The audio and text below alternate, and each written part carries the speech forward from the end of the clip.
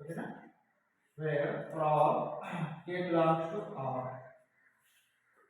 ఎవరు తీసుకున్నారు ఇది లెగ్రాంజ్ శాస్త్రంగా y of x is equal to f of x plus kx అనే ఫంక్షన్ ని డిఫైన్ చేసుకున్నాం. ఈ f of x y of x is equal to అనే ఫంక్షన్ అనేది ఎలా తీసుకున్నాడంటే రోల్స్ సిద్ధాంతానికి అనుగుణంగా తీసుకున్నాం. రోల్స్ సిద్ధాంతం ఏంటి చెప్పండి. ఒక y అనే ఫంక్షన్ ఉంటుంది. y అనే ఫంక్షన్ కంటిన్యూషన్ అవుతుంది. y అనే ఫంక్షన్ డెరివేటివ్ అవుతుంది. Next y of a is equal to y of b is equal to 0 అవుతుంది. then y dash of c is equal to 0 అవుతుందని చెప్పేసి మనకి ఇది రోల్ సిద్ధాంతం ప్రకారంగా ఈ మ్యాపింగ్ తీసాడు. అంటే చూడండి ఇప్పుడు ఈ ఫంక్షన్ కావాలి మనకి, ఈ ఫంక్షన్ అనేది ఫంక్షన్ కావాలి, ఇదే ఫంక్షన్ అనేది మనకి ఏం కావాలి కంటిన్యూషన్ కావాలి, ఇదే ఫంక్షన్ అనేది మనకి డెరివేషన్ కావాలి, ఇదే ఫంక్షన్ అనేది మనకి f of a is equal f of b is equal 0 కావాలి, నెక్స్ట్ y dash of 0 కావాలి. ఆ విధంగా ఉండేటట్లుగా ఈ ఫంక్షన్ డిఫైన్ చేశారు. సో దర్ఫోర్ ఫస్ట్ వన్ ఏమో చెప్పండి y of x function y of x is a function function కదా y of x function y of x function అంటే f of x function, x అనేది ఫంక్షన్, k అనేది constant function. So f of x function. Second one చెప్పండి. Second one y of x is continuation f of x continuation అంటే y of x continuation కావాలంటే f of x continuation ఇక్కడ already f of x అనేది continuation function చెప్పాను. k అనేది continuation, kx అనేది continuation అవుతుంది. k అనేది constant, every constant function continuation. Total ఈ రైట్ సైడ్ మొత్తం కంటిన్యూషన్ అవుతుంది. ఓకేనా. నెక్స్ట్ మూడో చెప్పండి. మూడోది y of x is derivative.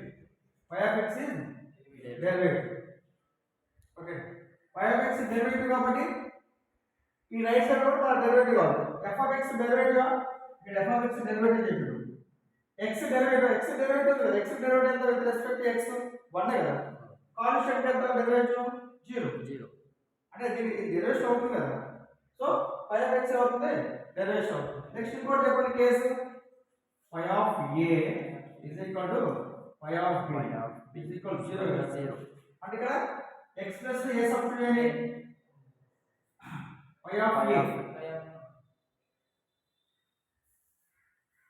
y of x is equal to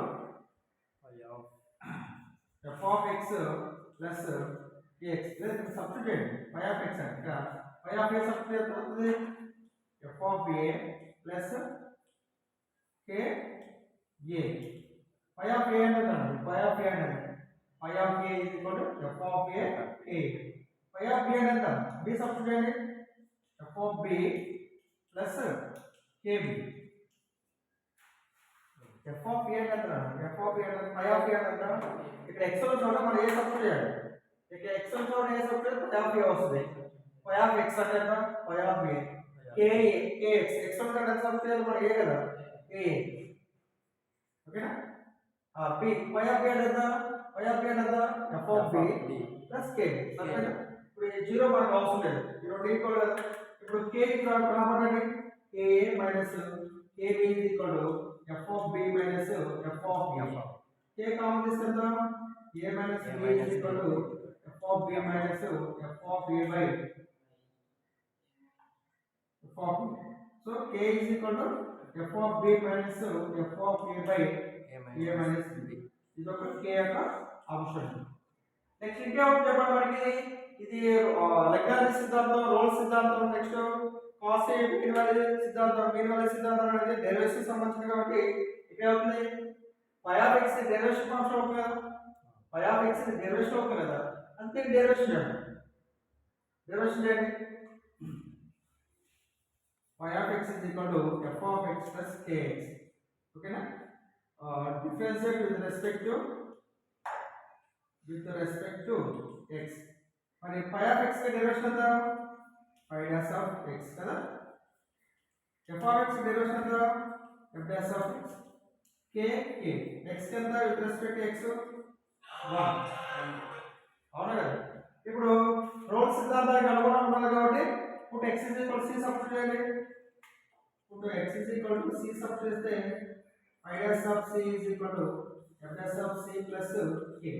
idea సబ్స్ రోల్ సిద్ధాంతం ప్రకారంగా ఐడియా సబ్స్ ఎంత 0 కదా 0 is equal to fs of c plus k.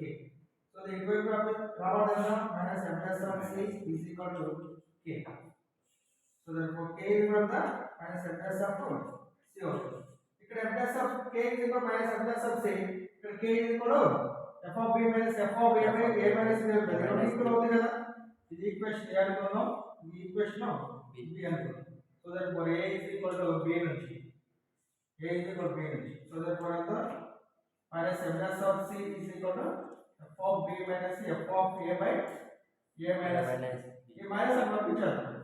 fs of c is equal to f of b minus f of a by minus కింద రాసుకోండి, పైన రాసుకోవడం కంటే కింద రాసుకోండి a minus b. అప్పుడు ఎంత అవుతుంది fs of c is equal to f of b minus f of a by ఎంత అవుతుంది b minus a అవుతుంది. That's proved.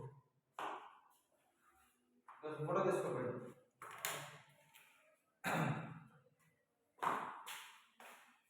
ఇక్కడ ఆబ్జెక్షన్